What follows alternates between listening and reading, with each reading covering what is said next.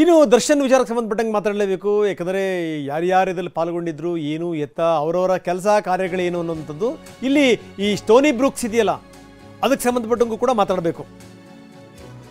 ಈಗ ಅದಕ್ಕೂ ಕೂಡ ಸಂಕಷ್ಟ ಬಂದಿದೆ. ಆ ಪರವಾನಗಿಗೂ ಕೂಡ ಸಂಕಷ್ಟ ಬಂದಿದೆ. ಕೊಲೆ ಕೇಸ್ನ 10ನೇ ಆರೋಪಿ ವಿನಯ್ ಇದರ ಮಾಲೀಕ, ಸ್ಟೋನಿ ಬ್ರೂಕ್ಸ್ನ ಮಾಲೀಕ. ಪರವಾನಗಿಯನ್ನು ಹೊಂದಿರುವಂಥ ಇವರು ಪಬ್ ನವೀಕರಣಕ್ಕೋಸ್ಕರ ಅಬಕಾರಿ ಇಲಾಖೆಗೆ ಮನವಿ ಸಲ್ಲಿಸಿದ್ದಾರೆ. ಆದರೆ ಮನವಿ ಹಿನ್ನೆಲೆಯಲ್ಲಿ ಪೊಲೀಸರಿಂದ ಮಾಹಿತಿ ಕೇಳಿದ್ದಾರೆ. ಒಂದು ವೇಳೆ ಏನಾದರೂ ಇದನ್ನು ಪರಿಗಣಿಸಿದರೆ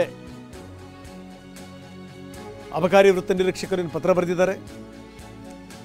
ಈ ಕೇಸ್ ತನಿಖಾ ಹಂತದಲ್ಲಿದೆ ಎನ್ನುವಂಥ ಮಾಹಿತಿಯನ್ನು ಕೊಡಲಾಗಿದೆ. ಇದನ್ನೇ ಆಧಾರವಾಗಿ ಇಟ್ಕೊಂಡು ಏನಾದರೂ ನವೀಕರಣಕ್ಕೆ ಅನುಮತಿ ಕೊಡಲಿಲ್ಲ ಅಂತಂದರೆ ಸ್ಟೋನಿ ಬ್ರೂಕ್ಸ್ ಬಾಗಲ್ ಹಾಕಬೇಕಾಗುತ್ತೆ. ಯಥಾ ಪ್ರಕಾರ ಸ್ಟೋನಿ ಬ್ರೂಕ್ಸ್ ಈಗ ವ್ಯಾಪಾರ ವ್ಯವಹಾರವನ್ನು ಮಾಡ್ತಾ ಇದೆ, ಪ್ರಶ್ನೆ ಬೇರೆ. ಆದರೆ ಏನಾದರೂ ಈ ಕೊಲೆ ಕೇಸಿನ ವಿಚಾರಕ್ಕೆ ಸಂಬಂಧಪಟ್ಟಂಗೆ ಸ್ವಲ್ಪ ಸ್ಟ್ರಾಂಗ್ ಆಯಿತು ಅಂತಂದರೆ, ಇದಕ್ಕೆ ಸರಿಯಾದಂಥ ಉತ್ತರ ಬರಲಿಲ್ಲ ಇಲಾಖೆಯಿಂದ ಅಂತಂದರೆ, ಸ್ಟೋನಿ ಬ್ರೂಕ್ಸ್ ಬಾಗಲ್ ಹಾಕುವಂಥ ಸಾಧ್ಯತೆಗಳಿವೆ.